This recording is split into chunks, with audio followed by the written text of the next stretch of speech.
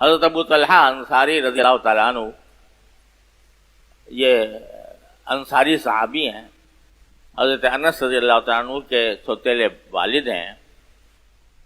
یہ بڑے مالدار لوگ تھے، یہ بہت مالدار تھے،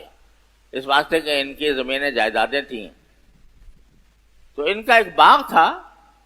جو مسجد نبوی کے بالکل سامنے واقع تھا، اور نبی اس باغ کے اندر ایک کنواں تھا، وہ اس کنویں کا پانی بہت میٹھا ہوتا تھا، اور خود رسول کریم صلی اللہ علیہ وسلم، چونکہ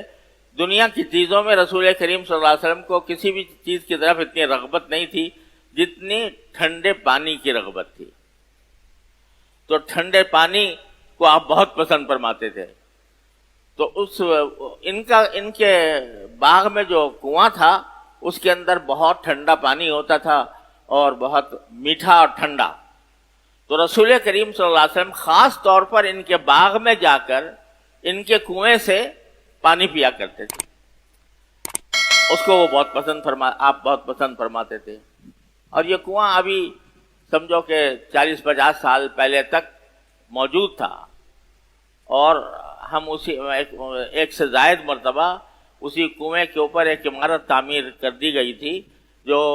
رباط کے طور پر تھی، جو حجاج یا عمرہ کرنے والے یا زیارت کرنے والے آتے تھے اس میں ٹھہرتے تھے۔ استفا منزل نام تھا اس کا۔ اس میں کئی مرتبہ ہم لوگ جا کر ٹھہرے، اور اس کنویں سے پانی پینے کی سعادت اللہ تعالیٰ نے عطا فرمائی۔ تو وہ باغ جو تھا وہ باغ پورا تھا، نخلستان تھا، کھجوروں کے درخت تھے اس میں شاندار،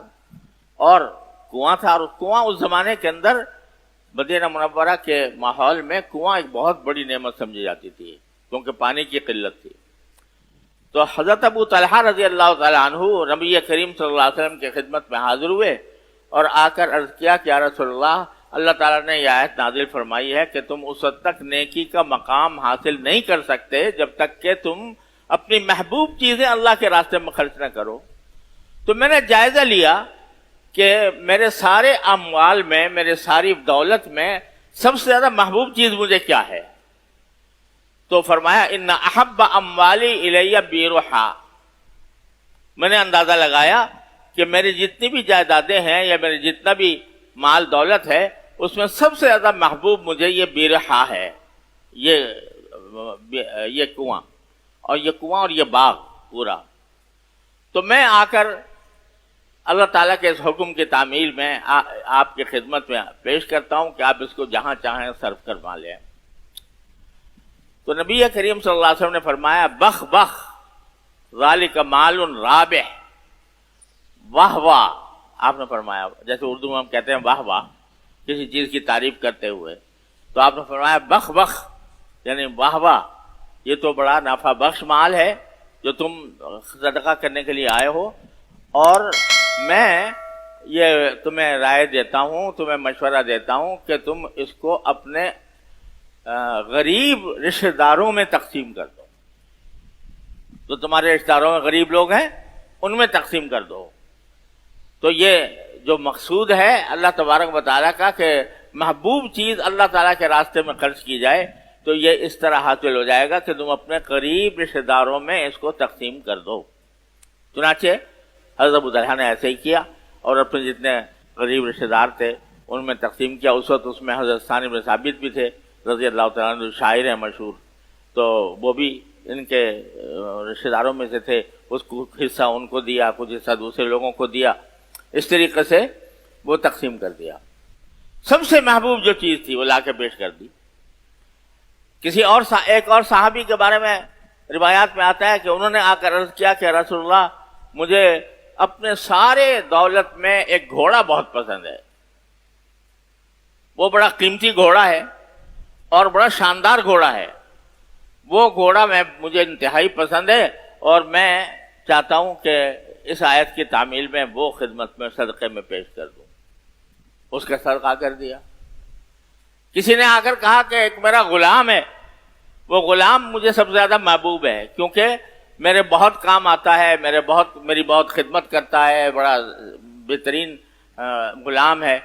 تو وہ مجھے سب سے زیادہ پسند ہے، میں اس کو آزاد کرتا ہوں اللہ کے راستے میں۔ غرض